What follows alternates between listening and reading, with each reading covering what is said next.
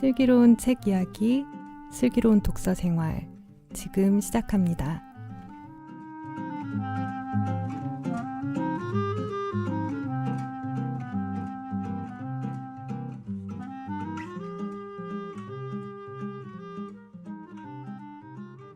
안녕하세요. 번역하는 딴입니다. 저희 다시 만나게 돼서 좋고요. 인사할까요? 인사 같이 계신 분들 인사 좀 해주세요. 안녕하세요.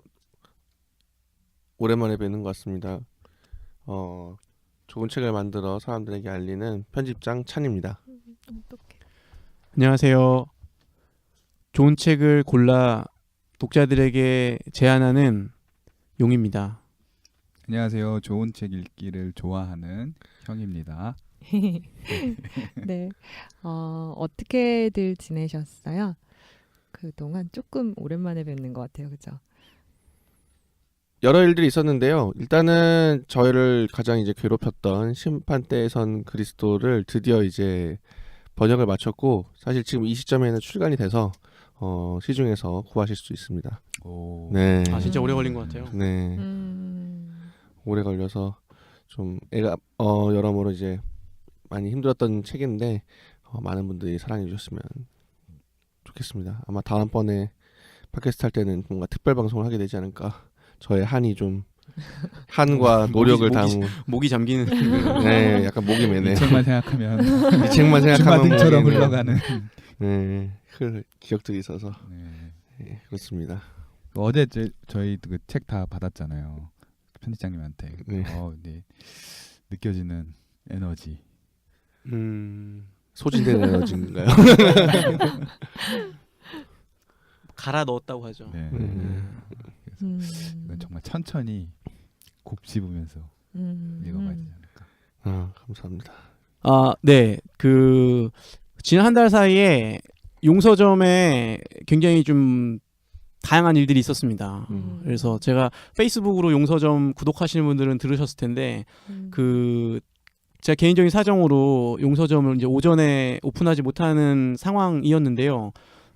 최근에 저 용서점에 있는 역곡동 동네 그 이웃들이 자기들이 알아서 용서점을 오전에 열어주겠다 그래가지고 지금 그 용서점이 주인 없이 오전에 이렇게 열려서 사람들이 그 안에서 막 다양한 활동을 하고 그런 어떤 용서점의 어떤 역사에서 굉장히 독특한 일들이 지난 한 달 동안에 일어났었고요. 그것 때문에 굉장히 저도 개인적으로 흥미롭게 지켜보고 있는 중이에요. KBS 그 다큐 뭐 3일에 나올 법한 소재 아니겠습니까? 뭐. 역곡동 자체가. 예, 그렇죠. 그럴 수도 있겠네요. 네. 근데 이게 아무튼 너무 미화돼서 사람들이 마치 역곡이 뭔가 뭐 그런 동네가 있어 이런 식으로 약간 사람들이 인간미 반응이- 넘치는 막 예.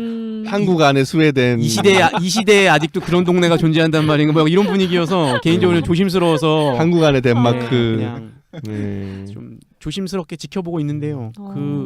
살면서 이런 경험도 굉장히 재미있는 것 같아요. 그럼 자발적으로 이렇게 운영을 하시고 거기서 뭐 책을 네, 뭐 계산도 하고요. 손님 오면 손님도 받고, 네 그런 식으로. 제가 거기서 이제 하시는 젊은 분들을 이제 조금 만나봤는데 굉장히 에너지가 좋고 그리고 정말 밝고 되게 좋아요. 야, 이런 모임이 가능한가 싶은 생각이 들 정도로. 네, 형님이 굉장히 좋게 보시더라고요. 네, 그렇습니다. 형님이 좋게 보면 좋은 거죠. 뭐. 네. 감별사. 네, 이게 요새 약간 형님 종영. 간병사, 그러시구나. 약간 뼈 때리는 이야기의 대가 네. 그러시구나. 네, 형님이신데 좋게 보시면 좋은 겁니다. 예. 네, 저는 지금 일하고 있는 단체에서 계속 일하고 있고 업무 파악은 어느 정도 됐고 이제 기획하는 일들 조금 더 디벨롭 시키고 있고 이제 저희 단체가 이제 가을 일정들이 시작을 했어요. 그걸로 이제 그 말은 곧 야근의 일정. 학교 단체들이 주로 밤에 강의를 많이 하고 하니까 그런 일정이 시작돼서 좀 정신없는 시간으로 돌입하지 않나 이런 상태입니다. 그 와중에 그 학교도 또 가서 또 네. 네, 학교 가서 네. 또 들으신다고. 제가 네. 이제 그 감리교단 과목을 좀 듣기 위해서 일주일에 한 차례 이렇게 가서 교단 과목을 수강하는데 청강이신 거예요? 네, 교단 오. 청강. 예, 그거는 제가 나중에 언제 한번 이야기할 기회가 있으면. 네. 그것도 굉장히 흥미로운 경험이지 않을까. 네. 그렇습니다.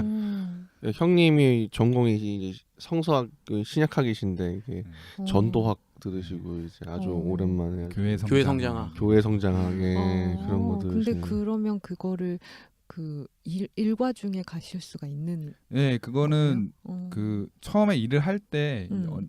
합의가 되어 있는 거고 와, 되게 좋다. 그리고 저희 단체가 사실은 오전에 조금 더 뭔가 할 수 있는 여력이 좀 있어요. 오히려 그게 6시, 7시 이후로 일정들이 많은 단체라서 그럴 수 있겠네요. 조산모사죠. 뭐 앞에 여유 있게 주고 뒤에 우리가 먹거나 네. 앞에 일 시키고 저녁 일찍 퇴근시키는 거랑 뭐 둘 중에 하나 그렇죠. 아니에요. 사실 이제 네. 그 교단 근데 과목들은 이도저도 아니고 계속 다 일을 하게 되는 형님은 이제 아침에도 수업 들어야 되고 이렇게 하는 이제 체력적으로 많이 소진이 되시는 예. 이게 그러니까 목회자 안수 문제 때문에 사실은 하는 건데 근데 사실 제가 아직 그 고민이 다 끝난 게 아니라 가지고 준비는 하는데 모르겠어요. 이게 약간 자기 기만 같기도 하고 뭐 아직 고민 안 했는데 그걸 왜 하냐라고 하면은 저도 네. 오프닝에서 갑자기 고민 상담 네. 프로그램 같은 그런 분위기가 갑자기 자네 이 길을 계속 가려는가. 네, 잘 모르겠어요. 나의 인생을 어디로 가는가 잘 막 모르겠습니다. 아. 그래서 저도 고민인데 하고 있다는 제 자신이 좀 약간 우습기도 하고 잘 모르겠습니다. 근데 뭐 고민 중일 때는 하면서 고민하는 게 맞는 것 같아요. 요 말 때문에 제가 지금 하고 있습니다. 그러니까 네. 그거 안 한다고 회사에서 뭐 놀게 해준 거 아니에요? 아 그렇죠. 네. 현명합니다. 그런다고 회사에서 놀게 해주는 거 아니다. 아무튼 그렇게 하고 있습니다. 네. 네. 저도 그냥 비슷한데 근데 계속 조금 쉬었어요. 몸이 생각보다 잘 안 나와가지고. 근데 한 곳이 아프니까 또 여기저기가 다른 데도 막 아프고 이래서 덕분에 좀 쉬고 근데 이렇게 쉰 적이 없거든요. 제가 일을 시작하고서 이렇게 쉰 적이 없죠. 그럴 수가 없잖아요. 네, 그렇죠. 네. 없어서- 그만두는 거죠 사실. 네, 그래서 쉴 수가 없어서 진짜 이렇게 쉰 적이 없으니까 약간 뭔가 여지껏 이렇게 지나온 시간 좀 돌아보게 되고 약간 쉬는 정말 한 타임이 딱 끝났구나.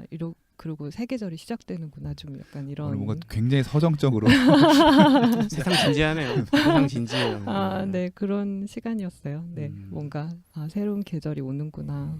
네. 뭔가 지난 한 달이 뭔가 이렇게 인생의 어떤 중요한 어떤 지점들이 네. 지나가는 어떤 그러니까 좀 지난 시간 돌아보게 되는 그런 게 있었어요. 부모님이랑 같이 산 지도 너무 오래됐었는데 이제 아프니까 부모님이랑 같이 살고 이러면서 부모님이랑 사는 삶이 이랬었지 뭐 이러면서 아무튼 뭐 여러 가지 의미로 그랬습니다. 네.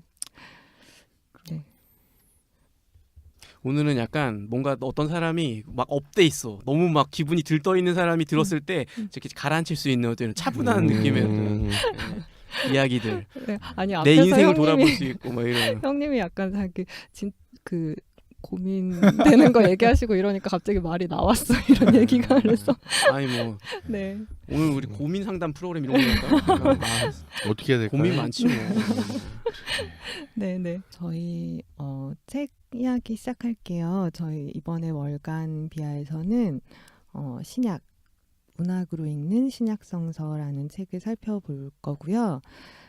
이 책도 또 새로운 시리즈 교양 시리즈에 포함된 책이라고 편집장님이 시리즈 설명 좀 해주세요.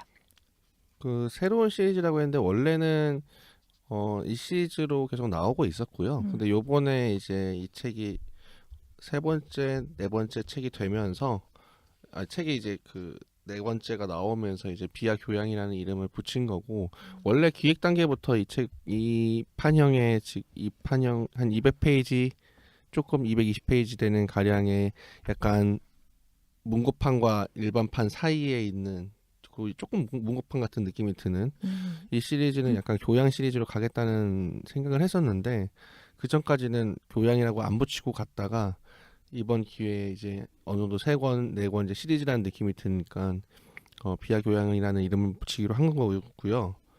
이 4권의 공통점은 전부 다 그 옥스퍼드 베리 쇼트 인트로덕션이라는 시리즈에 포함된 책이라는 공통점을 갖고 있어요. 이 책이 이제 그 영미권에서는 어쨌든 그런 이른바 뭐라 그러나 세상에 그 우리가 총서 시리즈 이제 세계적으로 유명한 시리즈가 있죠. 뭐 시공사에서 나온 디스커버리 총서 뭐 그런 것도 있고 사실은 뭐 우리나라에는 안 나왔지만 뭐 사실 그 주어캄프에서 나오는 또 그 독일에서 각 나라별로 대표하는 출판사가 대표하는 총서 시리즈를 내기로 가 있기 마련인데 옥스퍼드 시리즈는 되게 영국에서 말 그대로 옥스퍼드 대학교 출판부에서 펴내는 굉장히 이제 영미권을 대표로 하는 약간 인문서 시리즈입니다.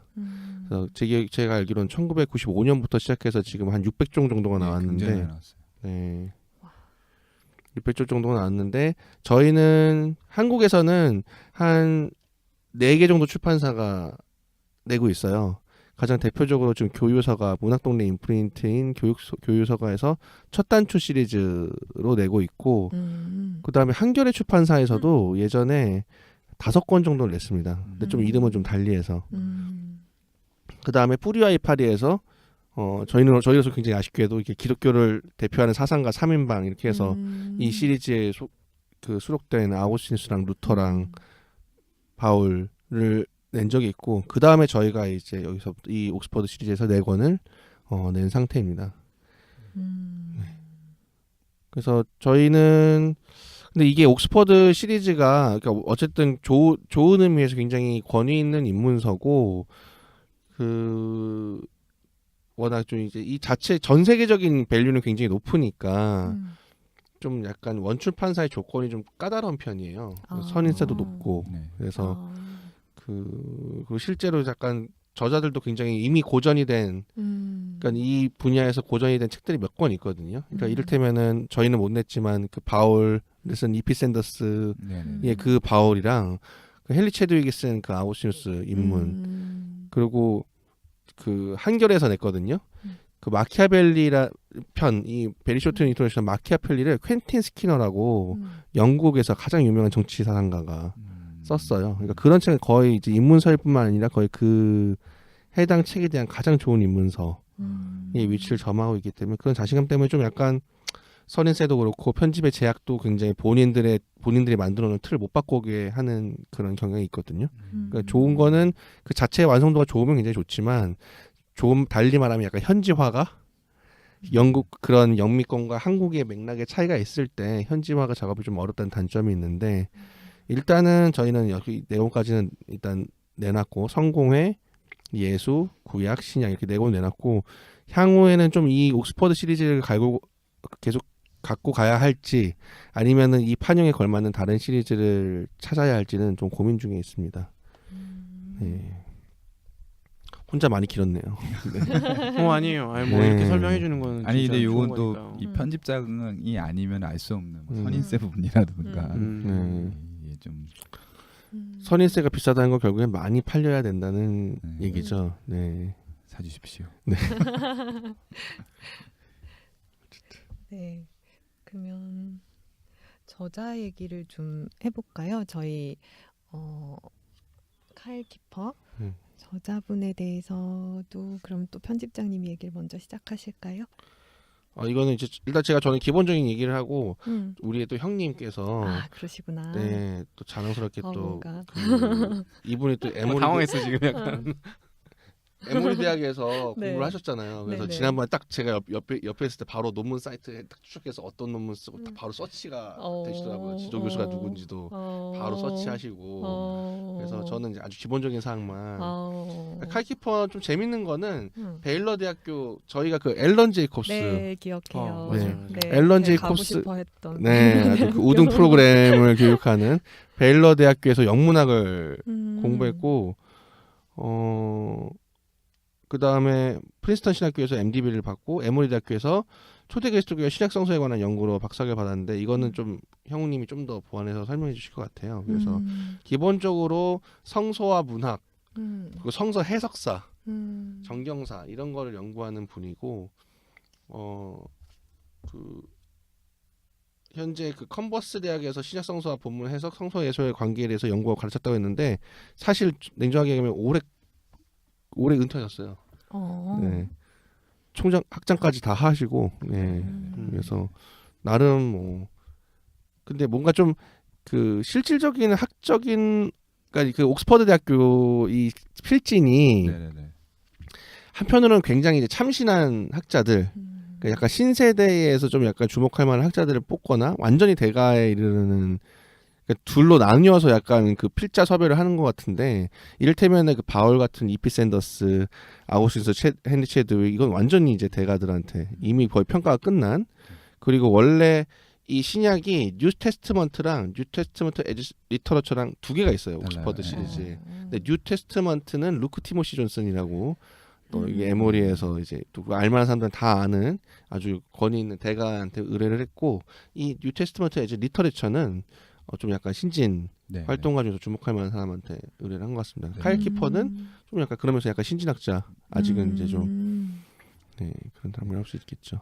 카일 키퍼가 2003년에 박사학위를 에모리 대학교에서 받았고 게일 오데이라는 교수한테 받았는데 이 게일 오데이가 문화비평의 또 권위자고 요한복음 전공자입니다. 그래서 카일 키퍼랑 같은 해 공부하고 아마 비슷할 때 박사학위 받았던 또 다른 교수 그 학자가 지금 에모리 대학교 신약학을 가르치고 계세요. 수잔 아일렌이라고 국내는 그렇게 많이 알려지지 않은 그 여성 신약학자인데 굉장히 좀 다채롭게 연구하고 계세요. 계시록도 연구하고 요한 문헌들 연구하는 것 같고 그 당시에 저도 그 에모리 대학교 2003년에 에모리 대학교는 잘 모르는데 사실 이때라면은 루크 티모시 존스를 위시한 상당히 학자들이 있었는데 지도 교수가 그 메인 지도 교수가 에모리에 소속되어 있었던 분이 아니라 게일 오데이라고 이제 외부에서 이렇게 오셨다는 거는 당시 에모리는 좀 보다 역사 비평에 좀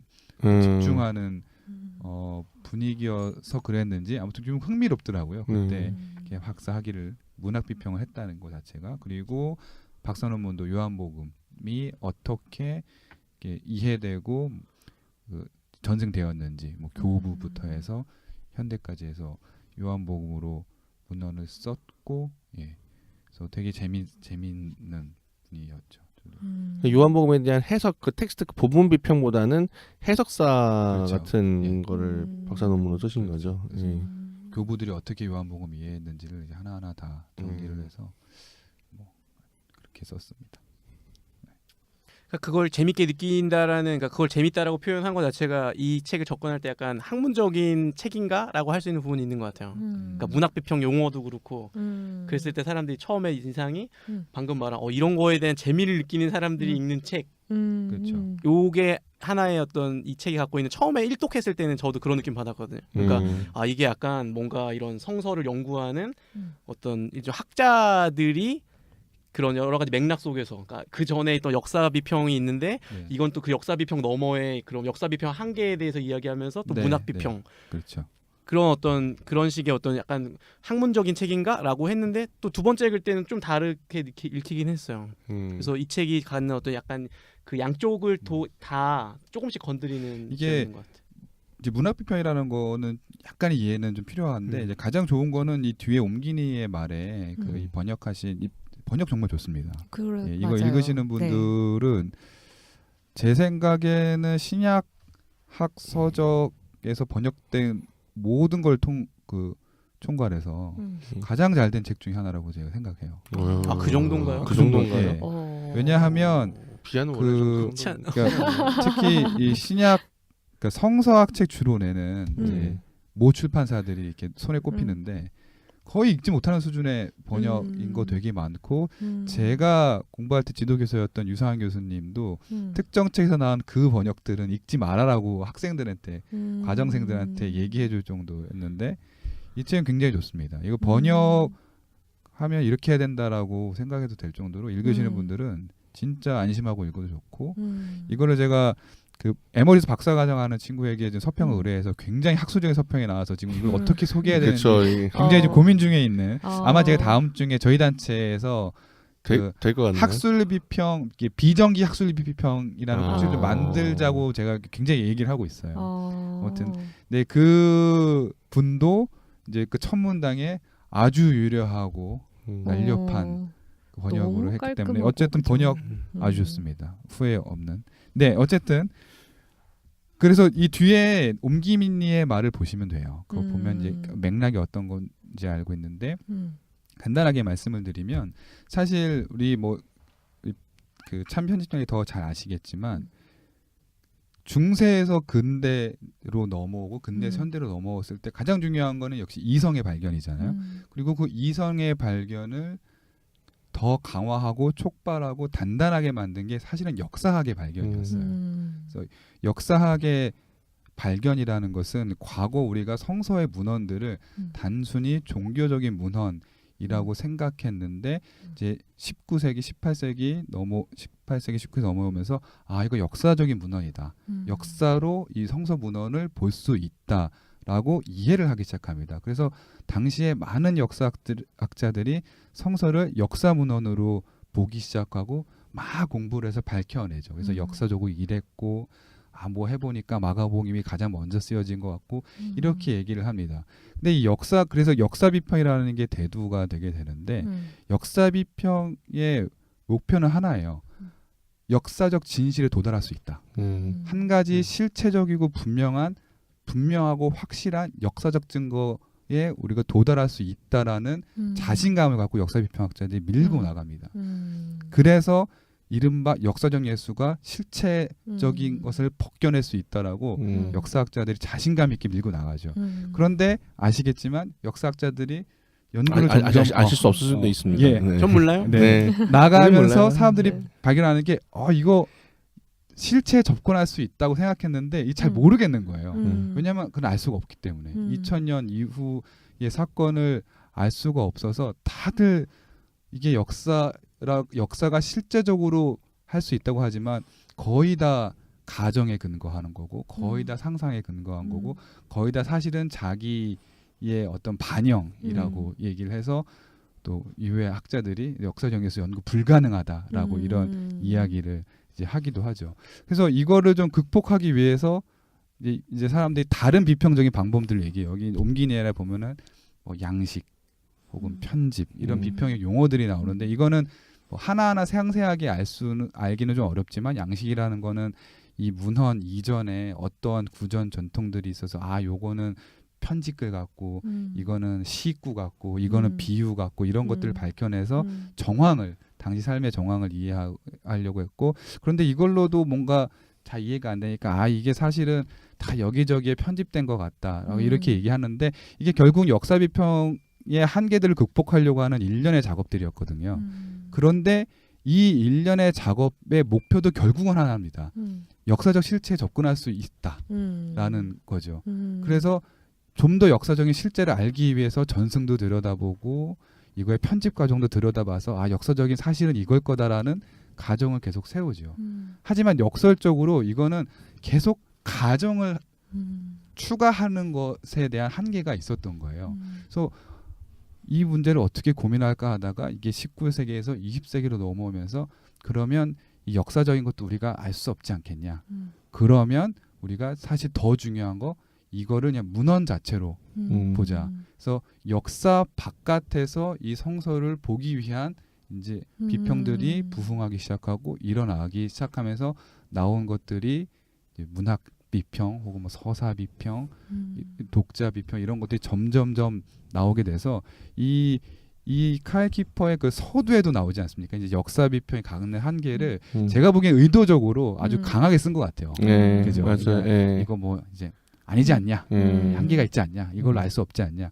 그렇기 때문에 우리가 충분히 문학으로 이제 볼 수 있다 해서 약간 탈역사적 접근으로 이해하려고 성서를 보자라고 해서 이걸 문학 비평이라고 보는 거죠. 그래서 아까 말한 옥스퍼드 시리즈가 이게 두 개라는 것도 되게 재밌는 거예요. 그러니까 하나는 이게 역사적인 의미를 맞죠. 우리 그 비하에서 나오는 펠리칸의 얘기처럼 이 성서가 하나의 역사로서 어떻게 하나의 책으로 구성되어 있는지 우리가 봐서 성서의 실체에 접근할 수 있다라고 하는 그런 개념. 펠리칸이라는 그 노학자의 그런 기류가 있다면 이제 또 이제 문학의 작품은 알 수 없다. 우리가 2000년 전에 있는 거 어떻게 알 수 있냐. 그래서 이걸 문학으로 보자. 지금 너와 나가 중요하지 않냐. 이렇게 얘기하는 거고 여기서 조금 더 나가기 시작하면 이 옴기니의 막 후반부에도 적었듯이 이 문학도 넘어서 이제 이 문학과 지금의 역사, 지금의 문제, 지금 당대의 고민들을 엮어서 이제 이걸 비평을 하는 거죠. 독자의 반응을 보고 이 독자의 반응이라는 건 단순히 독자가 내가 읽고 이런 느낌이야라는 게 아니라 이걸 읽고 내가 사회와 세상과 반응하는 거거든요. 그래서 성서에서 철학적 비평, 사도 바울을 정치신학적으로 보는 이것이 이 독자 문학 비평, 독자 반응 비평 그 이후에 일어나는 여러 가지 얼개 속에 이 책이 있다는 거죠. 그러니까 역사 실천적 역사에 접근하는 것에 대한 한계에 대한 하나의 응답으로서 성서를 문학으로 봐보는 것이 어떻겠냐라는 맥락에서 이 책을 이해하면 예, 좋을 것 같습니다. 와우.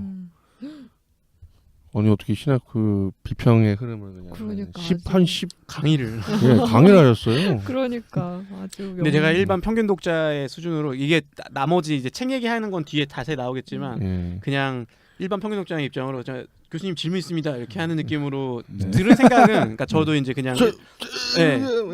학생들이 다른 학생들이 막 뭐야 막 이렇게 그러니까 이건 당연히 그러니까 개인적으로 궁금한 건데 그러니까 하나는 궁금한 거라기보다는 그냥 떠오르는 생각 두 가지인데요. 하나는 그런 역사 비평 넘어 그러니까 역사적 예술 그 역사적으로 읽는 거 넘어라고 할 때 약간 사람들이 오해할 수 있는 게 일종의 그거를 다음 단계 뭐 이런 식으로 그러니까 두 개가 그렇죠. 대립되는 식으로 오해할 수도 있을 것 그게 같아서 굉장히 중요한 부분이에요. 그러니까 아까 얘기했듯이 우리가 역사 비평에 여러 가지 목적이 있지만 가장 중요한 목적은 실체적 역사에 접근 가능하고 알 수 있다는 자신감에서 그거 한계를 극복하기 여러 가지 나온 건데 제가 연세대학교에서 우리 같이 제가 그 선생님 밑에 서중석 교수님 밑에서 공부를 했을 때 그 서중석 교수님의 제 지도 교수님의 그 방법론은 그 사회적 비평, 사회적 성서에서 일하는 거예요. 근데 사실 이것도 역사 비평의 맥락이고 이것도 여러 가지 가정을 하나 더한 거예요. 사회적 맥락을 봐서 이 당시 사회적이고 공동체 상황이 이랬으니까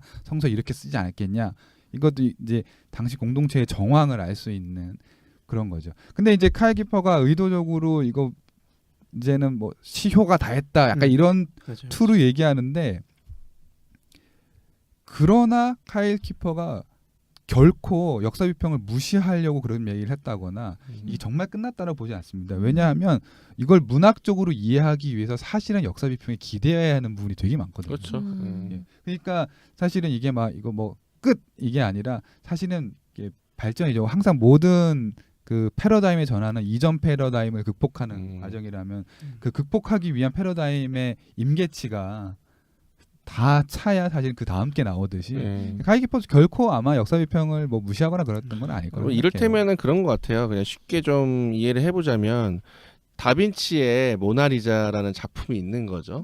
다빈치의 모나리자가 가진 아름다움이 굉장히 이제 고전적인 아름다움을 획득했어요. 근데 사람들이 이게 도대체 왜 이렇게 아름다운 걸까? 이거의 아름다운 근원이 사람들한테 뭔가 사람들이 끌리는 이유는 뭘까? 그래서 뭐 눈썹이 없네, 뭐가 없네, 막 이렇게 말해서 뭐 스푸마토 기법이네. 그래서 사람들이 다 분석했잖아요, 그거를. 좋은 말로 달리 말하면 이걸 하나하나씩 다 뜯어보는 거죠. 색채론, 모론 해가지고. 근데 다 뜯어보니까 그게 사실은 근데 여러 개 하나의 분석 조각 파편인데 마치 그것이 전체를 설명할 수 없듯이 근데 역사 비평의 제가 보기엔 진행 가치는 그런 디테일한 정보를 제공해 주는 거예요. 그런 맞아요. 집요하게 다 쪼개고 분석하고 구문론 단위 띄고 이거의 어휘가 원래 어원이 어딘데 원래 출처가 어딘데 이건 아마도 오랄이었는데 이건 아마도 이땀이었고 이건 아마 어디서 기록했을 거고 뭔가 또 원자료가 있었을 그렇죠. 것이고 그런 분석을 다 해놨는데 제가 보기에는 문학 비평이 가장 비판적으로 카일 키퍼도 의도적으로 좀 그렇죠. 제기하는 제가 보기엔 질문은 완전한 의도입니다. 그 의도는 저 결국에는 모나리자를 분석하기 아름다움을 음미하기 위한 거였는데 모나리자를 해체하는 결과를 낳았다는 거죠. 그렇죠. 그리고 도대체 그리고 모나리자를 아름다움을 지금 알리는 게 애초에 의도였는데 그런 거 아니냐. 그리고 일단은 그것을 보기 위해서는 일단 그걸 그 전체로 봐야 되는 거 아니냐. 보고 음미하고 그것이 선행되어야 된다. 근데 사실 되게 아까도 얘기했지만 역사 비평가들하고 그게 다른 의도가 있었던 건 아니에요. 처음에 의도는 같았던 거죠. 이게 왜라는데 근데 분석 방법을 하다 보니까 완전 이제 우리가 하는 인생, 우리네 인생이 원래 그렇듯이 애초에 목적은 어디론가 사라지고 그 뭐라고 할까요? 주하인마라고 해야 될까요? 그런 그 길이 우리를 약간 족쇄기에서 오히려 렌즈가 좀 오히려 그 작품을 보게 하는 단점으로. 그렇죠. 그러니까 저희 그 형님도 말씀해 주시면 저희가 뭐 그런 아카데미즘에 제가 가장 그 학부 때 후회되는 게 뭐냐라고 하면은 신약 같은 거 성서학을 가르칠 때 무수한 방법론을 가르쳐요. 역사 비평, 무슨 비평, 뭐 저희 때 또 탈식민지 비평이 또 엄청 유행이었죠. 막 그 포스트 콜로니얼 막 이렇게 해서 했는데 가장 저는 이제 와서 돌이켜 보면 가장 후회되는 거는 아무도 복음서를 읽자고 안 해요. 그래서 복음서 강의를 하는데 복음서 읽는 눈들을 얘기하지 정말 복음서가 어떤 내용이 있고 어떤 구조고 최소한의 그런 걸 얘기를 안 해줬다는 거죠. 그래서 도대체 기본적인 이 메시지가 뭔지 예. 약간 논란에 그걸 가지고 논쟁을 할 수 있을지언정 최소한 모두가 함께 그 내용을 쭉 한번 조금 더 높은 아카데미에서 할 수 있는 방식으로 하나의 문헌으로서 전체 메시지를 봤어야 되는데 약간 그런 것도 저는 이 책이 저는 어쨌든 저는 좋은 성서학 책은 그냥 단순하다고 생각해요. 그 책이 독자로 하여금 성서를 읽게 더 해주냐. 맞아요. 예. 근데 이 책은 그거에 대해서 성서 읽는 법에 좀 재미를 좀 줄 수 있는 책이고 맞아요. 문학이라는 눈으로 봤을 때 그 성서를 읽을 때 읽는 맛이 더 살아난다. 맞아요. 특히나 좀 그 형님이 더 말씀해 주시는데 저는 같은 경우는 바울 같은 해석이 굉장히 인상적이었거든요. 그러니까 일테면 바울의 페르소나라는 개념을 통해서 바울이 편지를 이해하는 방식이 여태까지 너무 좀 뭔가 전체의 바울의 통일된 상을 하나의 상을 말하려고 했다면 오늘의 삶이라는 게 그렇게 통일된 상이라는 게 하지 않고 그 편지를 쓸 때도 우리가 대화를 할 때도 일정한 페르소나에 갖춰서 얘기하는데 그 결과물로 봐야 된다. 저는 그 페르소나라는 말이 저도 굉장히 재밌었는데 네. 왜냐하면 이거야말로 어떻게 보면 문학 비평과 역사 비평이 서로 화해하고 손을 잡을 수 있는 지점인 것 같아요. 네. 왜냐하면 바울이 이제 그 키퍼가 얘기했듯이 이 고린도 교회에 썼을 때 다르고 갈라디아 교회에 썼을 때 굉장히 다르단 말이에요. 근데 갈라디아서만 우리가 갈라디아서를 쭉 보면은 살벌하잖아요. 막 이게 뭐 너네 다 나 죽을 줄 알아. 막 다 끝났어. 뭐 니네 이제 진노가 막 이렇게 얘기는 하는데 그 페르소나거든요. 근데 우리가 어떤 역사 비평적 도움이 없이 이걸 읽게 되면 이거 잘 몰라요. 그리고 되게 교리적으로 해석하기 시작하죠. 이거는 구원에 대한 이야기. 우리 갈라디아서 2장 16절 뭐 굉장히 그 이신칭이 관련돼서 중요한 논의 알겠습니다. 그런데 이게 역사 비평학자들의 도움은 지금 갈라디아 교회가 이런 상황이 있었고 이런 사람들이 넘어와서 다른 복음을 얘기하기 시작해서 사도 바울 입장에서는 굉장히 지금 급박했다. 고린도 교회는 이 당대 지중해의 이 사회적 역학관계에 있어서 여러 가지 좀 분란이 있었다. 이런 것들을 밝혀내고 그다음에 문학 비평학자들이 여기서 문학적 맥락을 밝혀내서 여기에 마음을 더 실어주고 그러니까 이 골격과 마음이 실었을 때 저는 이 바울 서신의 이 키퍼의 논의를 쭉 읽어가다 보면 굉장히 생동함 있게 살아나요. 그러니까 여기서 역사 비평도 버리는 것이 아니고 그렇죠. 이 성서 자체를 문학이라는 텍스트로 봐서도 결코 의미 없지 않다는 게 이 페르소나를 가져서 각각의 서신들의 다른 바울의 모습을 얘기하죠. 이건 근데 사실 일상에서 되게 익숙해요. 막 엄마한테 그러잖아요. 나 밥 안 먹어. 늦게 가. 근데 이제 바로 그 텍스트 끝나고 다음 카카오톡으로 이제 자기 뭐 애인에게 밥 먹었어. 우리 같이 가자. 사실 페르소나가 다른 거거든요. 저녁에 대한 얘기를 할 때 좀 더 노골적으로 막 했자이암 그렇죠. 이게 되게 중요해요. 네. 왜냐하면 문장이 달라져요. 그러니까 먹으셨어요? 진지 드셨어요? 저도 제 아내랑 카톡할 때 아내랑만 쓰는 그 문법들이 있어요. 이건 누구한테 보여줄 수 없어. 그리고 만약에 후대 사람들이 제 문자를 발견했어. 근데 딱 보니까 여기서는 제가 항상 우리 할 때 민편이 하세요. 우리 만나나요? 이렇게. 근데 제 아내한테 보내는 걸 발견했어요. 그러면은 한 2000년 뒤에 저자가 같다고 생각할까요?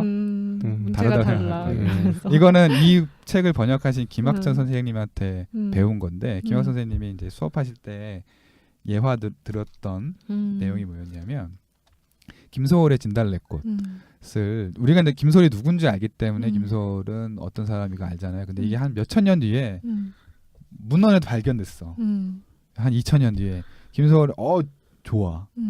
연구를 했어. 이거 저자는 여자다. 이렇게 판단하는 거죠. 그렇죠. 예. 그래서 이거는 뭐 애절한 사랑, 애틋한 그쵸. 여인의 마음이고. 근데 이제 이거는 사실 역사 비평에 도움이 없으면 그건 그쵸, 여성 맞아요. 저자 어떤 여성 A 저자 A로 하겠지만 역사 비평에 도움을 얻었기 때문에 이게 남성에도 불구하고 이 감성을 했다는 거죠. 이게 또 역사 비평과 문학 비평이 약간 손잡을 수 있는 부분이 아닐까라는 생각을 하는 거죠. 그러니까 문학적 화자는 여성인 거죠. 그렇죠, 예. 맞아요. 문학적 화자는 여성인 맞아요. 거죠. 근데 어서가 남성일 수 있다. 그렇죠. 여성일 수도 있고. 그러니까 이 부분은 페르소나라는 부분은 저는 좀 상당히 페르소나는 여성이고. 네. 그러니까 어떻게 보면 페르소나는 가면이 중요한 거지 그 누가 쓰고 있는지 중요하지 않을 수도 있는 것 그렇죠, 같다는 예. 생각도 들어요. 내가 그게 여자건 남자건 다른 존재건 사실은 이 페르소나가 어떻게 바뀌느냐가 되게 중요할 수 있다는 생각을 하는 거죠. 페르소나가 더 재밌는 건 사실 펄슨이잖아요. 이게 페르소나, 인격이라고 연결이 되는 건데 재밌는 거죠. 한편으로는 가면이기도 하고 한편으로는 연결되기도. 그러니까 연속성과 단절성이 동시에 있는 거예요. 그렇죠. 같이 예, 있죠. 이게 저는 근데 너무 어려울 것 같으니까 이거는 좀 네. 머리 아픈 얘기니까 넘어가네. 뭔가 말을 많이 했습니다. 확실히 성서학 책이라서 네. 형님이 자기 아는 얘기가 나오니까. 네, 너무 좋네요. 이런 거를 본물 터진다고 하죠. 많이 갑자기. 합시다. 예. 갑자기 막 본물 터지듯이 뭐 작심하고 오신 것 같아요. 너무 재밌네요. 네. 근데 용님이 너무 이렇게 오늘은 약간 고요 속에 이렇게 막 아니요. 이렇게 얘기하는데 제가 여기서 갑자기 뭐 말을 어떻게 끊습니까? 아니 지금 이렇게 좋은 얘기를 하고 있는데. 네. 근데 아무튼 저는 계속 일반 평균 독자의 시각으로 그냥 궁금한 것들이 계속 생기긴 하는 거예요. 그래서 그러니까, 계속 얘기해 좀 좋겠어요. 그러니까 뭐냐면, 그러니까 이거에서 맥락에 있어서 이제 그 아무튼 문학 비평이나 문학으로 성경 읽는 거에 대한 어떤 굉장히 좋은 것들 전 이 책 읽으면서 많이 누렸는데 그건 이제 다 이 뒤에 얘기하기로 하고. 그냥 이게 소개되는 맥락을 봤을 때 그러니까 한국적인 상황을 보면 그 앞전에 톰 나이트가 한번 붐이 일어났잖아요. 일종의 그러니까 그런 신학자들 사이에서의 어떤 이 뭐 제1세대 뭐 역사적 예수 이런 차원이 아니라 일반 사람들 안에서도 이제 약간 예수 관련해서 그 1세기 유대교의 그런 이야기들을 보니 그 전에 알았던 당연하게 여겼던 것들이 좀 달라 이런 그렇죠. 식으로 이제 그게 어떻게 보면은 그 역사 비평의 이야기들이 좀 더 대중적으로 사람들한테 관심이 가고 또 그거 가지고 논쟁도 일어나고 했던 것 같아요. 그리고 그게 최근까지 어떻게 보면 이어져 오고 있고 신학도들한테는 바파유라는 뭐 그게 뭐죠? 그게 뭐예요? 먹는 건가요? 바파유.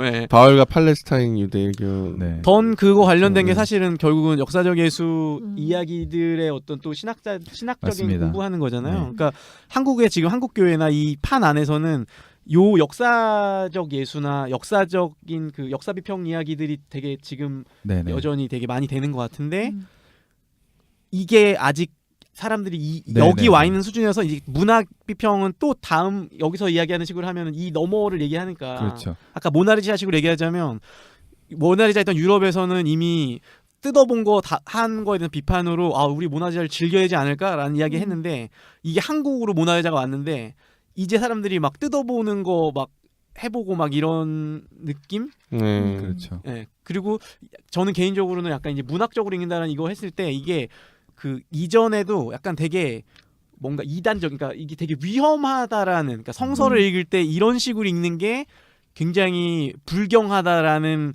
걸 암묵적으로 이렇게 배웠던 것 같아요. 그렇죠. 몸에 익어 있는. 다 그랬을 것 같아요. 그런 약간 장벽이 있는 것 일정 같아요. 부분. 그래서 역사적 예수도 사실 그런 장벽이 있는데 그게 묘하게 이제 좀 걷어지는 측면이 있었던 것 같고 이제 이 문학적으로 읽는 것도 앞으로 이게 한국의 교회 전체로 봤을 때 어떤 성도들 전체의 어떤 성경을 읽는 거에 있어서 넘어서야 될 일종의 어떤 뭔지는 모르지만 왠지 위험하게 느껴졌던 어떤 것들을 한번 이제 이 계기로 얘기해 볼 수 있지 않을까. 그렇죠. 그런 의미에서 저는 되게 중요하지 않나라는 생각했어요. 문학 그 문제는 약간 문학 비평이라는 갖는 아까 형님의 말로 통해서도 알 수 있지만 문학 비평이 갖는 한편으로는 역사 비평에 대한 비판적 측면이 있고 한편으로는 사실은 그 여기서도 둘 다 얘기하지만 칼 키퍼가 한편으로는 역사 비평이라고 한편으로는 종교적 읽기에 대한 경전으로서의 읽기에 대한 비판적 경전을 읽기 비판이라기보다는 놓칠 수 있는 것. 그렇죠. 그 관점으로만 본 나머지 이 책이 갖는 분명한 장르적 성격을 간과하고 그러니까 제가 보기에 사실 종교적 경전 읽기라기보다는 자의적 읽기인 것 같아요. 사실은 종교적 자를 가지고 자의적으로 읽을 때의 문제점이라고 하면 좀 더 정확했을 텐데 좀 약간 칼피커가 그런 면에서 약간 성극기 약간 좀 안 좋게 말하면 이게 피아 식별을 좀 하려는 경향이 있어요. 인문서니까 어쩔 수 없는 거지만 문제는 이런 거죠. 제가 보기엔 역사 비평을 할 때는 문화 비평이 굉장히 이제 강력한 대항자가 돼줘요. 그래서 사실은 뭐 형님께서 더 잘 아시지만 한국에서 이른바 보수적인 신학교가 사실은 문화 비평을 되게 선호합니다. 역사 비평 대신에. 그러니까 보통 그 교재를 쓸 때 문화 비평을 많이 하시더라고요. 그런데 이거를 그렇다고 해서 교회 현장에서 이거를 적용하느냐 그러지는 않는다는 거죠. 그래서 신학판에서 지금 약간 신학계에서 들어지고 있는 한국 그 신학 담론에서 신학생들과 신학자들이 벌이고 있는 담론은 약간 여전히 역사 비평과 뭔가 문화 비평 요 사이의 언저리에서 왔다 갔다 계속 하고 있는 것 같고 문제는 한국 교회에서는 여전히 그 칼키퍼가 아까 얘기했던 종교적 경전으로서의 책 읽기와 이 성경을 좀 더 풍요롭게 읽기 위한 방법 안에서 고민이 있는 거죠. 사실 여러 가지로. 근데 제가 보기에는 뭐 우리가 여덟 말이죠. 큐티도 하고 묵상도 하고 뭐 아까 매일 성경도 있고 여러 가지 성경 읽기는 있는데 거기에 사실 여러 가지가 혼재돼 있잖아요. 방법론이. 근데 제가 보기엔 조금 하나의 방법론으로 보기 위한 되게 좋은 방법론은 문학 비평으로 보는 그 문학 구조를 보고 일단은 하는 게 아닌가라는 생각은 들고 있어요. 그러니까 아까 용님이 말씀하셨듯이 이거를 문학적으로 성서를 대한다고 했을 때 느껴지는 굉장히 장벽이 있어요. 그러니까 사실 이 책도 이게 옥스퍼드에서 이 책을 냈을 때에 이 책이 상정하는 독자는 뭐 약간 일반인이나 뭐 기독교인에 관계없이 뭐 일반인이라든지 그렇죠. 예. 다 하는데 근데 이제 이게 한국의 맥락으로 딱 넘어왔을 때 여기서 약간 잘 모르겠는 거예요. 그러니까 일반 교회 사람들이 성서를 문학으로 읽는다는 걸 어떻게 생각할까? 그러니까 이 부분을 생각하고 굉장히 거부감이 있을 수도 있단 말이에요. 그래서 이게 서양 사람들은 기본적으로 성서를 문학으로 이해하는데 어려움이 없는데 이제 한국 맥락에서 한국의 그리스도인들이 성서를 문학으로 읽는다고 할 때 느끼는 어려움들이 있어요. 그래서 이 책 자체가 사실 의도하지 않게 굉장히 진보적인 책이 될 수도 있다는 생각을 하는 거예요. 논쟁적일 수 있어요. 굉장히 논쟁적일 수 있는 책이에요. 정말 문학으로 읽는 게 가능. 아까도 얘기했지만 그 진짜 그래요. 이게 그 좀 한국의 유명한 보수교단에서는 기본적으로 역사 비평이 그거는 정말 나쁜 거예요. 악한 거, 다 틀린 거. 그러면은 사실 그러면 카운터할 수 있는 그렇다 이 사람이 탈식민주의 읽기를 할 수 없거든요.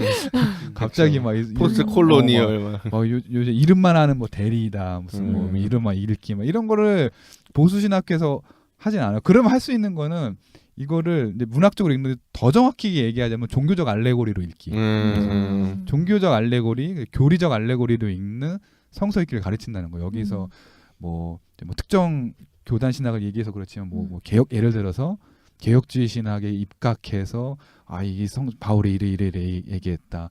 구약도 사실은 이거를 예견한 뭐 이야기다. 뭐 제가 뭐 함부로 다 얘기할 수는 없습니다. 저 정확히 알 수 없고 이것도 아닌 부분이 많겠지만 여하튼 그럼 보수적인 교단에서는 약간 이런 식의 읽기가 굉장히 팽배해요. 그래서 어떻게 보면은 문학적으로 읽어보자라고 이 제목 자체의 정면으로 받고 나온 책은 저는 제 기억에는 거의 처음은 아니겠지만 상당히 집중적으로 전달한 책은 제 느낌에는 그렇죠. 여태까지 신학설은 있어요. 그죠? 있긴 있어요.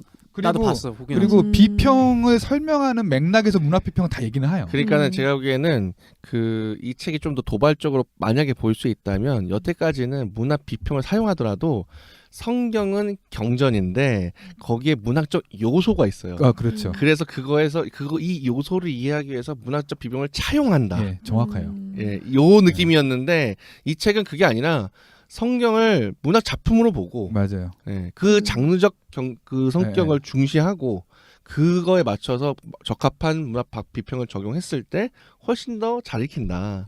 그러니까 신대원 이런 처음 거니까. 신대원 이제 성서학 특히 신약학 성서학 이제 주석 방법론 이런 거 공부할 때 약간 해보는 숙제 중에 하나가 자 요단락을 우리 문학 비평 너네 이제 공부했으니까 요단락 문학 비평으로 한번 약간 주석을 해봐 해석을 해봐. 그러니까 요 정도는 해요. 그래서 그리고 뭐 비평사 성서 비평사 책 보면은 다 뭐 중요한 챕터별로 아마 대체로 그런 게 있거든요. 뭐 역사 비평 한번 쭉 얘기하고 그 다음에 양식 비평, 그 다음에 뭐 편집 비평, 뭐 잔승사 비평, 약간 그 항상 이 고정된 흐름들이 이렇게 거의 다 모든 교과서들이 그렇게 얘기를 이제 하죠. 그 다음에 이제 뭐 좀 넘어와서 아까 얘기했던 이제 역사적 실체에 도달하는 한계를 느끼고, 그다음에 문학 비평, 서사 비평 이렇게 얘기를 하고는 하는데 진짜로 성서가 문학이다.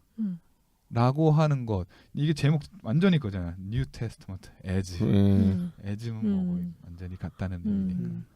그래서 굉장히 도발적이고 그리고 혹자들은 되게 위험하게 느끼는 그 책에 약간 위험을 판단하는 몇 분이 계시는데 어떤 분들이 계시는데 이건 되게 위험한 책이니까 읽지 마자 뭐 이렇게 얘기할 수도 있는. 근데 묘한 그러니까 상황이 되게 중요하니까요. 그러니까 지금 현재 성경을 가르치고 성경을 이렇게 이야기하는 때 어떻게 하느냐가 되게 이제 상대적인 건데, 이를테면 전 이 책에서 나왔던 것 중에 이렇게 뭐 내용으로 얘기 들어가나? 근데 이건 당연히 온전하게 통으로 본다라는 의미에서, 그러니까 에토스와 파토스와 로고스라는 게 우리가 뭔가를 이해할 때 종합적으로 다 영향을 미치는, 그래서 그런 요소를 봐야 된다라고 하는데, 사실은 현재 성경을 해석하고 가르치는, 그러니까 성경 교사들의 방식은 뭐냐면 거의 로고스인 거죠. 완전한 논리로서. 그래서 어떤 성경 구절을 설명할 때 보통 어떤 식으로 하냐면 성경의 곳곳에 있는 구절들을 가져와서 이런 교리적 어떤 이런 이야기가 있는데, 명제가 있는데 이걸 설명하기 위해서 봐라, 예배소서의 이 구절에선 이렇게 말하지 않냐, 갈라디아에선 이걸 얘기하지 않냐, 로마서 몇 장 몇 절에 이게 있지 않냐, 그러니 이 말이 맞아, 이렇게 설명하는데 거기에는 정말 딱 그 로고스적인 요소만 어떻게 보면 가지고 다 설명을 해내는 건데, 이 책에서 얘기하는 것처럼 만약에 거기서 어떤 그런 페르소나 발화자의 상황 혹은 그 상대방의 이야기 그 하나하나가 각각 갖고 있는 어떤 종합적인 거를 고려한다고 하면 사실 그런 식으로 하면 안 되는 거죠. 왜냐하면 그 구절에 어떤 맥락 없이 그냥 이야기만, 그 내용만 가져와서 설명하는 거니까. 근데 사실은 최근이라고 하면 안 되고, 그러니까 우리 안에서 일어나는 성경을 안다라는 그 공부한다라는 방식이 그냥 뭐 위에 신학에서 연구하는 사람들 말고 실제 현장에서 어떤 성도들이 성경을 배우는 방식이 거의 제가 보기에는 이거에 가깝고, 그래서 이거의 전문성이라는 거는 결국 성경을 얼마나 많이 외우고 있냐, 그렇죠. 성경의 어떤 위치나 맥락들을 얼마나 더 교리적으로 짜임새 있게 가지고 있냐가 어떤 이 가르치는 자와 배우는 자의 어떤 이걸 나누는 부분이니까, 이게 사실 어떻게 보면 되게 도발적인 얘기인 거예요. 근데 이게 조금 더 이 책에서 약간 사실은 칼키퍼가 좀 더 진지하게 다룰 수도 있는데 슬쩍 넘어간 이야기가 있어요. 그러니까 사실은 그 일반 사람들이 이미 성서의 구절을 문학 작품 쓰듯 인용한다는 거죠. 문학 작품 쓰듯 활용한다는. 그러니까 아까 얘기했던 그 이를테면 내가 자신의 무언가를 그 자신의 어떤 특정 견해, 특정 윤리적 태도를 지지하기 위해서 특정 성경 구절을 첫 번째 근거 이거. 근데 이게 마치 이거는 사실은 되게 숭고한 종교적 해석이라고 하지만 사실 1차적으로는 이건 법적 해석, 이거를 마치 성경을 하나의 법전으로 대하고 읽는 거고, 그거의 근거 조항을 찾는 거잖아요. 판결을 하는데 자기의 그거를 입증하는데 근거 조항을 찾아내는 거잖아요. 근데 칼키퍼가 보기에 이것도 문학적 읽기라는 거예요. 근데 이렇게 읽으면, 이거를 문학적 읽기라는 걸 인정하면 이야기 중요한 거는 중요한 키워드 하나가 이야기 세계인데 이야기 세계를 넓게 하는 게 관건이지, 이렇게 하면 이야기 세계가 성서 그 자체가 가진 세계는 훨씬 더 문학적 세계로 보더라도 훨씬 더 큰데, 이렇게만 하면은 그 이야기 세계가 그 자체도 협소가 하게 되고 우리의 이야기 세계도 협소해진다는 거예요. 여기서 좀 굉장히 간단하게 넘어갔는데, 저는 이거를 좀 우리가 좀 생각을 해봐야 될 거 아닌가. 평신도 차원에서 교회 안에서도 우리는 되게 진지하게 큐티를 하고 묵상을 하고 한다지만 성경이라는 어떤 그 장르적 속성 그리고 이 각각의 문헌들이 지니고 있는 각각의 경전들이 지니고 있는 고유한 그 가치를 무시하고 섞어버렸을 때 성경이 정말 우리에게 건네는 각 성경이 건네는 우리에게 드리는 메시지를 우리가 사실은 좀 축소하게 되는 게 아닌가. 보수적으로 이게 보수적인지 뭔지 모르겠지만 어쨌든 본다 최소한은 기본적으로 이런 생각은 할 수 있지 않을까. 좀 이런 생각은 좀 도발적이기보다는 한 번쯤 생각하고 좀 고민해봐야 될 문제가 아닌가 싶어요. 그러니까 왜냐면 우리 너무 성경 일동 막 이런 걸 너무 중시하고 그러니까 너무 획일화된 형식으로 성경을 네. 대하고 있으니까 네. 아무래도 다른 얘기를 했을 때 굉장히 도발적으로 듣고 기존에 하고 있던 사람들한테는 그러면 뭐 내가 했던 게 잘못됐다는 거야? 뭐 이런 식으로. 그러니까 나 성경 읽고 은혜 받았는데 이거 뭐야. 네, 그렇죠. 근데 사실 그게 문학 작품 읽으면서도 동일한 느낌을 갖거든요. 네, 근데 그렇죠. 그게 다르지 않은데 이게 한국 교회 이 현장 뭐 맥락 이렇게 읽힐 때 좀 아쉬운 게 있죠. 그리고 그런 식으로 이제 끌어당겨서 뭔가를 판결한다라는 용어에서의 느낌은 그러니까 그렇게 해서 모순을 없애려고 하는 거죠. 최대한 논리적 틈을 없애려고 하는 그렇지. 방식으로 하는데 사실 인생도 그렇고 성경 안에서도 아까 페르소나 얘기가 결국 그런 게 나오는 게 그냥 모순 그 자체로 그렇죠. 사실은 그거를 딱 떨어뜨리지 않고 그냥 그 안에서 그거를 조망하면서 거기서 뭔가를 느끼고 배우는 것들이 존재하는데 이거를 다 이렇게 없앴을 때 과연 이제 그게 정말로 더 옳은 방식인가 하는 고민해 볼 부분인 그 것 같아요. 성서 안에 나타나는 모순은 사실은 당연한 거예요. 근데 이제 뭐 이거 뭐 약간 다른 얘기긴 하지만 아니 모순을 느끼면 거기서 읽기를 멈출 거냐? 사실 그건 아니거든요. 모순을 접했을 때 혹은 어떤 부딪힘을 느꼈을 때 우리가 할 수 있는 건 두 개죠. 뭐 정말 폐기하던가 한 번 더 읽거나. 그렇죠. 저는 적어도 목회자들이라면은 두 번째에 대한 가능성을 계속 얘기해 줬으면 좋겠다는 거예요. 자꾸 이거를 뭔가 그건 아니고 이거였어라고 얘기하는 게 아니라 한 번 더 읽어보자. 한 번 더 읽어보자. 이게 했을 때 그러면 이렇게도 한번 읽어보고 이거를 정말로 하나의 문학으로 생각하고 한번 읽어봐라. 소설처럼 한번 읽어보자. 라고 해서 저는 이 목회자들이나 이 교회 현장에서 어떤 이거를 한 번 더 읽기를 계속 얘기를 하고 그러면서 문학적 읽기를 계속 시도했을 때 저는 교회가 그 성서 읽기를 통해서 누릴 수 있는 이 막대한 유산이 있었고 이거를 충분히 누릴 만한 그런 능력을 갖추고 있다고 봐요. 그리고 충분히 다시 읽기를 통해서 그걸 누릴 수 있을 거라 생각을 하거든요. 문학으로 읽기 계속했으면 좋겠어요. 사람들이 성경 계속 읽었으면 좋겠어요. 아까 얘기했지만 사실 신약 개론은 좀 읽어봐도 사실 신약 성경 안 읽거든. 우리 학교 다닐 때, 네, 그렇죠. 다 신학교 다닐 때 아무도 성경 잘 안 읽고 그렇지 않아요? 저도 뭐 비슷했어요. 그러다가 이제 시천지에다 당하고 이제 그러다가 뭔가 이렇게 성경 뭐 이렇게 야 이렇게 딱딱딱 맞아가지고 보여주면 맞는 것 같고. 그러니까 이 책의 사실 미덕은 어떻게 보면 이거를 제대로 잘 읽으면 정말 성경을 읽고 싶어지게 하는 요소가 분명히 있는 것 같아요. 그러니까 특히나 성경 전체를 읽는 것도 있지만 저는 이 책이 갑자기 결론이 나가서 좀 이상하긴 한데 그러니까 문학으로 읽는다라는 의미는 그러니까 로고스적 그러니까 내용만 놓고 보면은 중요한 책, 덜 중요한 책이 있는 거예요. 양이 많거나 아니면은 굉장히 중요한 주제를 다루거나 흔히 얘기하는 지푸라기 성서가 있고 정말 중요한 성서가 있고 로마서는 정말 중요하고 뭐 빌레몬서는 뭐 한 페이지밖에 안 되는 뭐 내용도 뭐 그냥 되게 뻔한 이야기잖아요. 봐달라고 이제. 그랬을 때 사실 사람들이 성경을 읽는다는 거는 너무너무 내용적으로 중요하고 교리적인 구원의 이야기가 담겨있는 로마서는 거듭거듭 읽지만 빌레몬서는 성경 안에 있지만 사실 읽지 않는 거죠. 유다서 잘 안 읽거든. 유다서 안 읽는 거죠. 왜냐하면 그거는 로고스적으로는 별로 의미가 없고 내용이 별로 안 되니까. 근데 제가 이 책을 덮었을 때 무슨 생각이 들었냐면 그게 아니라 우리가 문학을 읽을 때 장편이 있고 단편이 있고 문학이라는 거 안에 다양한 형태로 그 하나하나가 의미가 있듯이 사실은 빌레몬서도 그 자체로서 굉장한 의미가 있고 읽을 수 있는 책인데 우리는 순위를 매겨서 성경 자체 안에서도 이미 주요 읽는 책이 있고 읽지 않는 책이 있는. 그렇죠. 저도 미국에서 공부할 때 이제 신약학, 구약학으로 박사하는 친구들, 한국 분들도 계시고 이제 뭐 미국 분들, 다른 제3세계 분들도 이렇게 만나서 보면은 다는 아니겠지만 되게 많은 분들이 정말 성서 읽기를 사랑해요.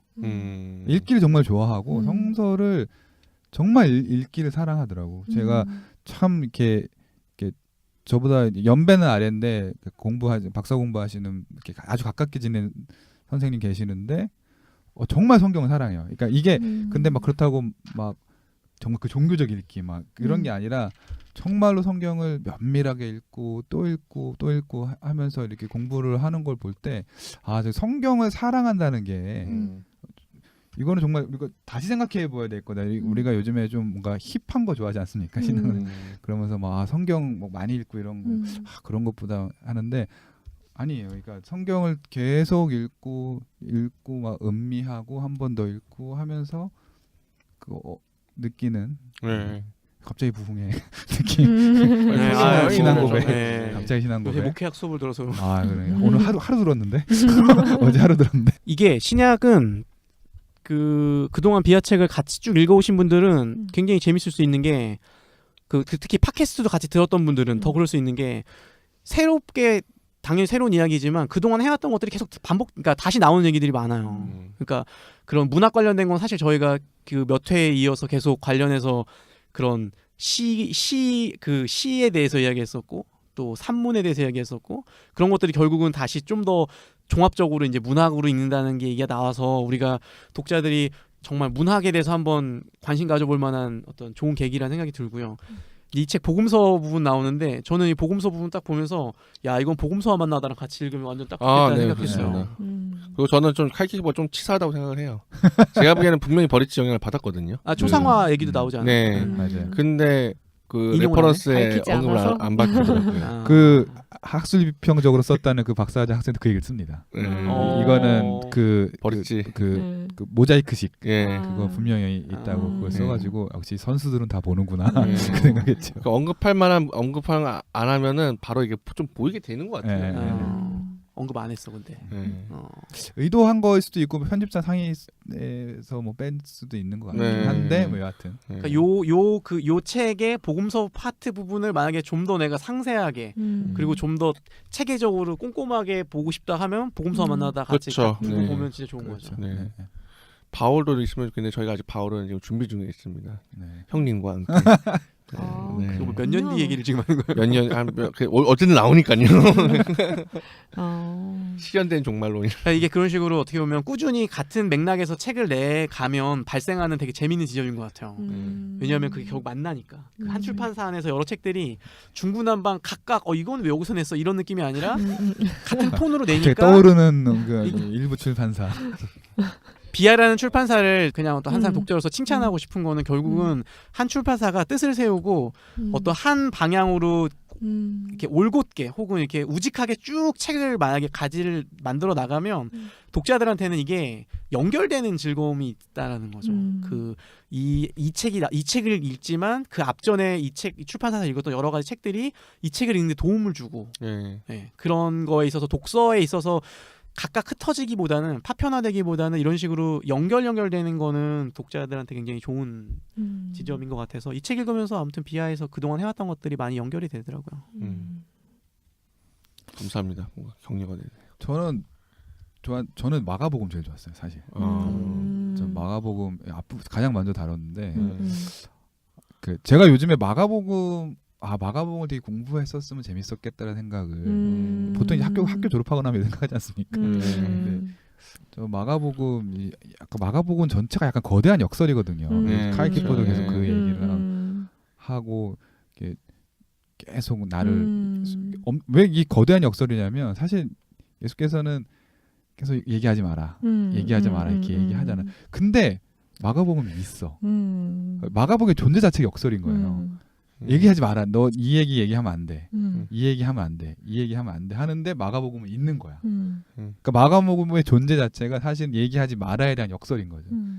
그러니까 이것도 사실은 저는 굉장히 흥미롭고 그리고 저는 이게 그 마가복음을 연구하는 학자들이 이제 마가복음의 절정이 어디냐에서 이제 막 신학적인 얘기를 많이 하는데 저 개인적으로는 마가복음의 이게 절정은 백부장의 발언이거든요. 결국은 메시아인 걸 안 거는 사실 한 번도 등장하지 않았던 그리고 이방의 억압자였던 로마의 그 한 군인이 아 저분이 메시아였다는 걸 알았다는 거는 이거 정말 이 계속 막 역설의 책이라는 느낌 그리고 이거를 문학적으로 카일 키퍼가 잘 설명했다는 거에서 아 이거는 단편으로서 되게 은혜롭다 이런 생각. 오늘 은혜로운 얘기도 은혜롭다는 얘기 많이 하는데 은혜 많이 받으시나 봐요. 은혜가 필요한 시점이기도 하고 은혜로 살아야 된다는 생각. 저희 은혜로 살아가야죠.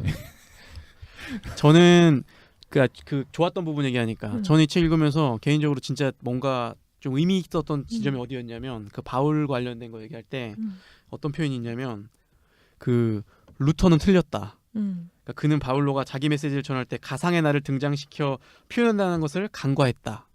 이런 식으로 나오는 게 있어요. 도발적인 표현인데 루터는 틀렸다. 근데 저는 읽었을 때 딱 그 생각했거든요. 당연하지. 그러니까 루터 틀릴 수 있지. 루터가 벌써 500년 몇백 년 그러니까 그 수백 년 전의 사람인데 그 루터 시대 때 없었던 게 있을 수도 있고 그러니까 그런 식의 어떤 틀 자체가 없었을 수도 있고 그래서 루터가 당연히 굉장히 훌륭한 사람이고 선구자고 우리에게 중요한 어떤 이야기를 들려주지만 루터가 어떤 부분에 있어서는 틀릴 수 있어. 아, 그렇죠. 그렇죠. 이 얘기를 할 수가 있어야 어떻게 보면 그 이후의 후대를 살아가는 우리들이 오히려 루터란 사람이 아닌 정말 하나님 그리고 말씀에 더 천착하는 더 우리가 성실하게 하는 건데 뭐 루터만이 아니라 다른 거 되게 많잖아요. 칼뱅은 틀렸다. 할 수 있는 거잖아요. 근데 사실은 그게 안 되고 거기에서 우리가 일종의 어떤 성서를 대할 때 아니면 신앙 전체로 봐서도 우리는 여전히 뭔가 이거는 생각하면 안 돼. 뭐 이거는 그냥 건드리면 안 돼라는 식의 일종의 이 벽을 스스로 만들어 놓고 있는데 그러니까 저는 좀 그런 면에서 이게 그래서 위험하다고 여길 수 있는 지점도 있다고 생각하지만 그렇게 막 사람들이 그런 위험에도 불구하고 조금은 이 정도는 얘기할 수 있어야 되지 않을까? 좀 말이 길어지긴 했는데 그냥 앞에 부분이 저는 중요한 거는 제가 보기에는 직접 정직함과 그거 같아요. 왜냐면은 저는 그 용님이랑 또 다르게 저는 현대의 아카데미의 병 중 하나는 과거의 견해라면 무조건 다 틀린 것으로 치부하는. 그것도 예. 있죠. 맞아요. 무조건 루터는 틀렸다. 깔뱅은 틀렸다. 아우구스티누스는 틀렸다. 맞아. 너무 또 거기에다 그런 네, 사람들이 좀 목매는 지난번 저는 또 어떤 분이 쓴 칼럼 본 적인데 아우구스티누스의 또 원죄론 원흉이다. 아우구스티누스가. 근데 그 상황과 정말 그걸 의도했던 그 가치를 생각하면은 그렇죠. 뭐 이분법의 원조다. 인간은 근데 이분법 원래 다 해요. 그러니까는 그것을 너무 약간 뭐지 평신도나 아니면 제가 보기에는 그런 배움에 있어서 열린 자세를 가져할 때 그 열린 관점이라고 했을 때 아까 그 루터가 틀렸다. 루터도 틀릴 수 있다.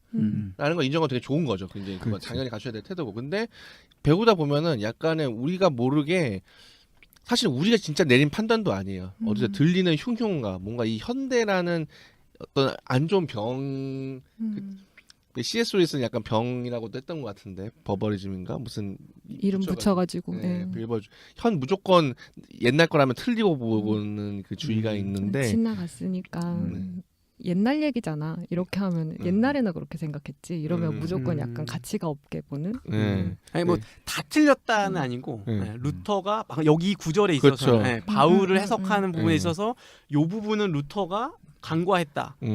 요 정도. 이게 또 제가 오해할 수 있는 게 제가 방금 말한 것도 그것도 너무 오해하면 이제 막 무조건 다 그렇죠. 거부하는 이런 그건 아니고. 우리가 둘 다 가지고 그러니까 이거는 조금 약간 다른 차원의 얘기잖아요. 우리가 뭔가 이 텍스트를 열 때 열린 태도를 갖는 것과 그렇죠. 여태까지 전통적인 지식과 지혜, 미스덤을 존중하는 것. 그것이 함께 갈 때 정말 좋은. 그러니까, 근데 그게 좀 두려움이 있나 봐요. 그리고 저는 그 학교 다닐 때 이렇게 저희는 좀 더 자유롭게 얘기를 많이 하는 학풍이 그래가지고 그랬었는데 그리고 저는 그게 되게 편안했고 뭐든지 물어볼 수 있지 당연히 궁금할 수 있는 거 아니야? 그리고 이게 진짠가 아닌가 뭐에서부터 모든 걸 질문할 수 있다는 게 저는 되게 좋다고 저는 느꼈는데 근데 그게 어떤 사람들한테는 정말 감당할 수 없는 일이기도 했다는 그렇죠. 거를 나중에 알았어요. 저는 그래서 정말 목욕물 버리려고 했는데 아기도 버린 경우를 보게 되니까 그 되게 좀 그래서 그 두려워하지 않고 읽으셔도 된다고 말씀을 드리고 싶어요. 저는 겁내지 않으셔도 된다. 우리가 가진 진리가 정말 참되고 네. 성서가 정말 소중하고 고귀한 책이고 어떻게 이야기하고 무슨 질문을 하고 어떤 렌즈로 읽는다고 해도 걱정하지 마시라고 말씀드리고 싶어요. 아니 저는 음. 이거 약간 좀 그런데 전 목사님들이 다 문제 있었다고 생각해요.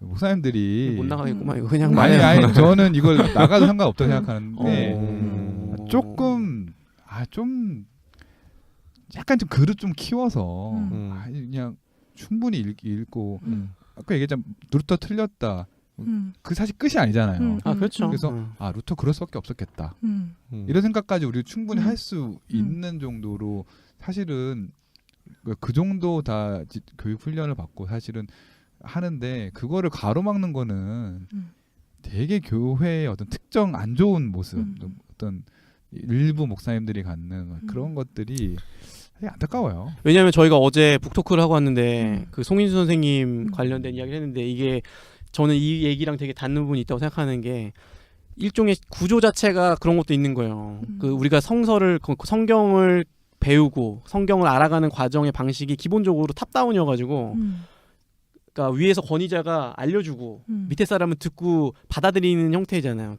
교회의 설교도 그렇고 기본적인 구조가 성경 공부 시간에도 마찬가지고 사실 뭐 질문 시간이라는 게 그렇게 강조돼 있지 않으니까. 근데 그 어제 들었던 이야기의 기본적인 골격은 뭐냐면 멤버 중에 한 명이 설교를 하고 성경을 연구해가지고 성경을 이야기하고 그걸로 끝나는 게 아니라 그 시간과 동일한 비중으로 나머지 멤버들이 그 들었던 성경에 대해서 같이 난 이렇게 생각해. 난 이런 거 같은데 이런 식으로 해가면서 같이 그 성경의 해석들을 만들어가는 거잖아요. 그러니까 사실은 기본적인 틀 자체가 그 말한 대로 그 형님이 말한 대로 그런 상태에서는 이게 일어나기 되게 어려운 것 같아요. 특히 이런 문학 비평이나 이런 이 열려있는 아까 그 따님이 얘기한 그러니까 위험하다라는 거는 결국은 혼자 이거를 막 상상의 나래를 펴가지고 이상하게 해석하고 점검받지 못하는 게 위험한 거지. 이게 만약에 공동체적으로 누군가가 난 이건 이런 것 같아 했을 때 같이 그것들 이야기를 나누면서 서로 다듬어가는 과정만 있으면 뭐 전혀 두려워할 것도 없고 사실은 위험성도 많이 감소될 수 있는 그런 여러 생각해 보면 지점이 좀 필요한 것 같아요. 그러니까 저는 그 1차적으로 어쨌든 그 형님이 얘기해 주신 것만 놓고 얘기하면 그 목회자분들이 사실 양가성이 있으신 것 같아요. 그러니까 정말 모두 어떤 그리스도의 몸된 지체들이 성경을 정말 만나서 다 읽기를 바라느냐. 그러니까 저는 그 애초에 그 믿음이 그 바람이 사실 드러난다고 생각하거든요. 그게 만약에 중세 예전에 그 로마 가톨릭이 타락할 시점에 사실은 원래는 불가타 성경이 모든 일을 위한 불가타 자체가 보편적 성경이잖아요. 모든 일을 위한 성경이었는데 교황제가 그것을 어떤 편의를 그것으로 이제 평신도와 사제직을 나누는 지적 권력의 수단이 됐을 때 결국엔 그거에 대해서 루터가 자국 있는 언어를 번역을 함으로써 이제 그 틀을 깨트린 거고 사람들이 실제로 성경을 읽으면서 눈을 갖게 된 거잖아요. 저거 가지고 헛소리 하고 있었네 이렇게 하듯이 우리 안에서도 이제 한국어 성경이 놓여져 있는데 정말 그것을 열과 성을 다해서 어떻게든 더 계속 읽게 하기 본인도 어떤 세계를 제시해주고 같이 읽으려고 노력하면 저는 그것이 이어진다고 생각하는데 한편은 저는 이중성이 있는 거죠. 한편은 얘기하면서도 한편은 또 읽기를 막 끄려는 욕망. 네, 맞아요.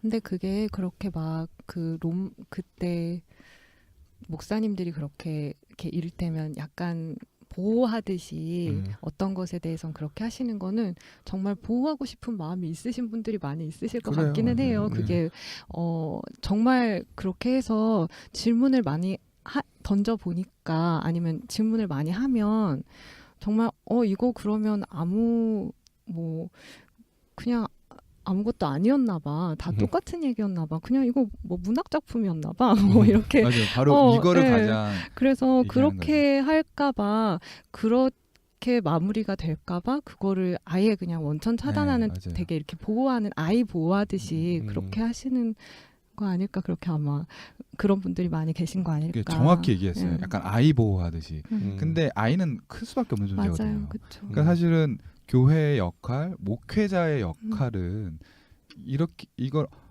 읽어보니까 다 똑같네요. 우리 이게 사실은 그 신학교 처음 입학해서 구약개론이나 구약신학 처음 배울 때 충격은 그거잖아요. 그렇죠. 네. 창세기, 홍수설화가 음. 에누마 엘리시, 음. 마르툭설화와 음. 그 고대근동 신화와 다를 게 없더라. 뭐 이렇게 하는 거에서 되게 충격받는데 사실은 진짜 비슷하죠. 거의 비슷한데 아주 작은 한 부분이 결정적 변화를 일으키는 건데 그렇죠. 예. 사실은 맞아 읽어보니까 이거 문학 작품이랑 다를 거 없는데 오히려 뭐 당대 뭐 톨스토이 문학보다 뭐 더 떨어지는 거 아닌가요? 뭐 신약 얘기 그래 오케이. 그래서 그러면 목회자 역할은 아 너가 그렇게 됐구나 안녕 이게 아니라 그렇죠. 그래서 예. 그래 한 번 더 읽어보고 이게 같지만 좀 다른 그리고 이 작은 다름이 되게 많은 사람을 변화시켰다라는 거 우리가 한번 들여다볼 필요 있지 않냐 해서 조금 더 이거를 마음을 열게 하고 또 진지하게 성서를 서로 간에 대화했으면 저는 좀 더 나아졌다고 봐요. 그러니까 아까 아이라는 은유를 따님께서 얘기했듯이 저희가 어쨌든 신앙이라는 거는 어떤 성숙을 향해서 나아가는 여정이고 넓고 깊어지고 마치 인생에서도 제가 보기에는 아이 상태로 멈춰 있는 게 좋은 게 아니잖아요. 그렇죠. 결국에는 우리가 근데 어른이 되기 위해서는 사춘기라는 또 의심과 그렇죠. 방황과 갈등과 이 시절이 있어야 질풍노도. 질풍노도의 시기를 거치는 거고 주변인 그러니까는 신앙인도 결국에는 신앙도 결국엔 그런 그 프레데릭 뷰크너의 말을 그 제가 프레데릭 뷰크너의 그 통쾌한 희망 사전인가요? 그 보니까는 우리는 너무 안 믿어서 너무 믿어서 문제가 아니라 너무 안 믿어서 문제라고. 근데 너무 그렇죠. 믿기 위해서라면 사실 질문을 할 수밖에 없다고. 근데 그 질문도 피상적인 질문에서 더 깊은 이 겉에서 나온 질문인데 사실은 우리는 그 겉에서 나온 질문도 못 한다. 왜냐하면 그만큼 믿지도 못하기 때문에. 그것을 그러니까. 그걸 할 수 그 다길에서 위로라도 여러 가지로 우리는 사실 질문해보고 대화를 나누고 그것을 조금 더 이제 깊게 계속 대면하는 경험이 필요한 거잖아요. 그 통로에서 이 책이 이제 조금이라도 도움이 되면은 좋겠다 그런 생각이 들더라고요. 네네. 저희 이 책 읽고 같이 읽어보면 좋을 책에 대해서 마지막으로 얘기를 좀 나눠볼게요. 각자 추천해주시고 싶은 책, 같이 읽으면 좋을 책 얘기 한 권씩? 네, 저는 네. 비아에서 비아의 어쨌든 이건 비아 교양 시리즈니까요. 비아 교양 시리즈를 좀 잘 봐주셨으면 합니다. 지금 성공회랑 예수랑 구약이 나와 있는데 지금 편집장으로서는 계속 그러니까 기획자로서 계속 내고 싶은 시리즈인데도 불구하고 이게 어디까지나 옥스퍼드 시리즈라는 굉장히 좀 부담감스러운 시리즈거든요. 근데 이걸 많은 독자분들이 사랑시켜 관심을 가져주셔야 이 시리즈는 옥스퍼드 시리즈를 좀 더 많이 쓸 수 있다. 지금 염두에 두고 있는 건 가톨릭과 프로테스탄티즘을 고려를 하고 있거든요. 그러니까는 성공회가 있으니까 사실은 한국 그리스도교계가 사실 가톨릭에 대해서 또 잘 모르고 개신교가 정말 뭐냐 이것도 잘 모르는데 어떤 그런 걸 좀 이해해 주시기 위해서 이 시리즈를 좀 하고 싶은데 저에게서 많은 분들의 사랑이 좀 필요합니다. 응원해 주십시오. 네. 이 책을 읽으시면 같이 읽어야 될 건 딴 게 아니라 성경인데 맞아. 그러니까 이 책 그 마지막에 뭐라고 나오냐면 그러니까 이 성경을 문학 작품으로 읽는 일은 정경 중에 정경을 찾는 것과 거리가 멀다. 모든 본문이 고유한 목소리를 지니고 있고 그 목소리를 내야 한다. 이런 식으로 이제 말이 나오는데 그러니까 우리가 그동안에 성경을 읽을 때 마치 뭔가 더 중요한 어떤 걸 뽑아내기 위해서 읽는 일종의 성경을 읽을 때도 우리 뭔가 목적을 가지고 읽었다고 한다면 다시 한번 읽을 때는 그런 어떤 성경을 차등화하지 말고 각각 고유의 성경들이 어떤 이야기를 하는지 그래서 아주 우리가 익숙하게 알고 있는 성경부터 펼쳐보지 않았던 뭐 유다서 왜 유다서가 성경 안에 있는지 그 고유의 목소리가 뭔지 그런 식으로 좀 한번 다시 이 책을 통해서 성경을 새로운 느낌으로 한번 더 읽어볼 수 있지 않을까. 동의합니다. 네, 저희 방송 닫으면서 이 신약에서 함께 나누고 싶은 문장 읽어볼게요.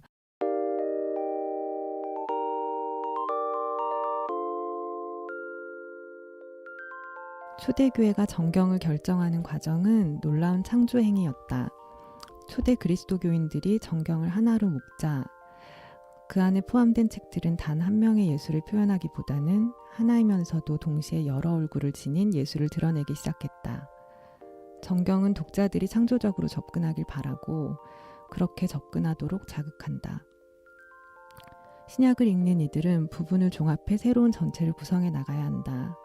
한 걸음 뒤로 물러나 각각의 모자이크 조각을 넘어서는 전체 그림을 바라보아야 한다. 우리는 신약의 여러 저자가 다양한 환경에서 작품을 저술했다는 사실을 알기에 이 문헌들을 역사적 실제 사건에 관한 기록으로 한정하는 이해를 넘어서서 문학적 감수성을 가지고 하나의 문학작품으로 바라보는 훈련을 해야 한다. 바울로가 고린토인들에게 보낸 첫째 편지에서 교회를 인간의 몸에 비유했듯이 신약 역시 27개로 이루어진 하나의 몸으로 보아야 한다. 바울로는 분리가 아니라 서로 관계 맺음을 목표로 하는 회중들을 모임에서 강조했다. 모든 회중은 교회라는 신비한 몸 안에서 특별한 기능을 수행해야 한다. 신약을 문학작품으로 읽는 일은 27개 지체가 지닌 내적 연결성을 발견하고자 노력하는 것을 포함한다.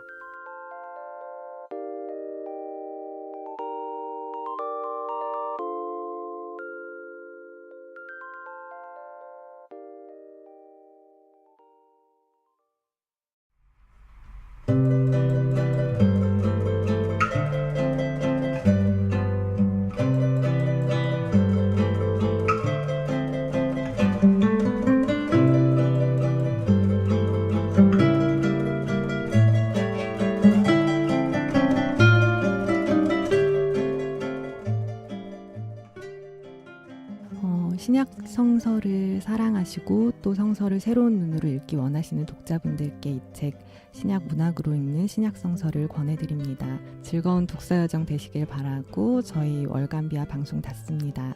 다음 방송에서 만나요, 여러분.